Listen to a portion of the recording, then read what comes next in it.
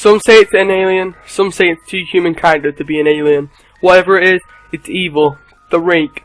Wild, beastly, destructive and cruel. It's malevolent, dangerous, and watches you while you sleep at night. That's right, this is the Rake. So, what is the Rake?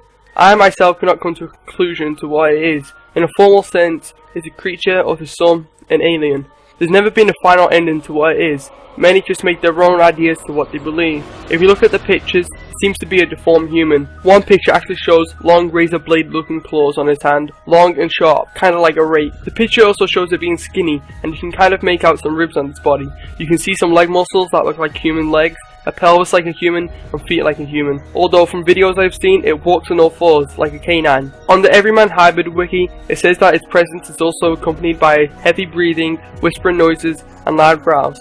I'm not sure if it's just me, but doesn't he remind you of Gollum from Lord of the Rings? Next, the history of the Rake. Where did this all begin? The earliest known source of the Rake was posted on panda6.net on July 20th, 2006. It was meant to be part of a series on the website called Horror Theatre, which featured scary stories. It then crossed over to Everyman Hybrid, which was an ongoing YouTube series based on Slenderman. This began in March 2010. It appeared on the video Cops Checked, Nobody. Apparently the Rake was a reoccurrence throughout their series of whatever videos. Now onto the Creepypasta wiki. The story of the Creepypasta was alright. I preferred watching the fan-made movie, which was also great. It starts off with logs, maybe from diaries, so let's say diary logs. There is even a log from 1691, which is way back. This can also mean that's not even human related.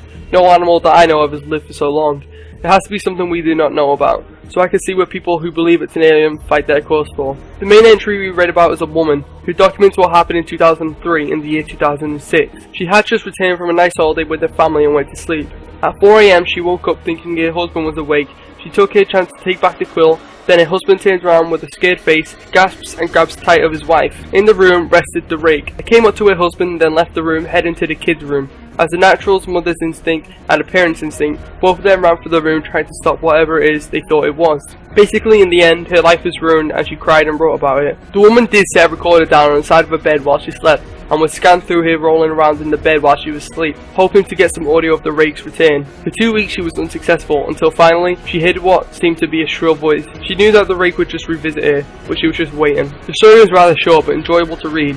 I just wish there was more to read about. There is also a fan-made movie which I've already stated before. The fan-made movie is about 40 minutes long and to me is good and worth a watch. The link to the film is in the description. Now, is this true? Ask yourself if you believe it. I mean, think about Area 52. Yeah, that place that apparently does not exist but appears on Google Maps. Think about what they supposedly hold in there. Aliens. Yep, aliens. Why do people think the Rake is an alien? I mean, with the form base and such, it's possible it's human related, but think of how long it's survived. Do you believe it, or do you think this is a story of lies? Overall, I think this is one of the better creepypastas. I like the effect of it being a scary monster type thing with pictures that showed it. It made people wonder. The story, however, was a bit too short for me to actually make a good review on it, so I'll mark it down to about an 8. So the story gets an 8. The creepiness of it will be around an 8 too, because the story was too short to scare, but pictures, other websites and fan-made videos made it a bit scarier. Overall, the story gets a good, scary 8. Lastly, remember to subscribe, like or dislike, and comment. Be sure to vote for the next creepypasta, and if you see a vote you already won, just thumbs up the comment. You can only choose one story, so choose wisely. Be sure to check out my other episodes. Also check out my LPs of Medal of Honor and Majora's Mask. Hope you enjoy, and I will see you guys soon for the next episode of the Creepypasta episode.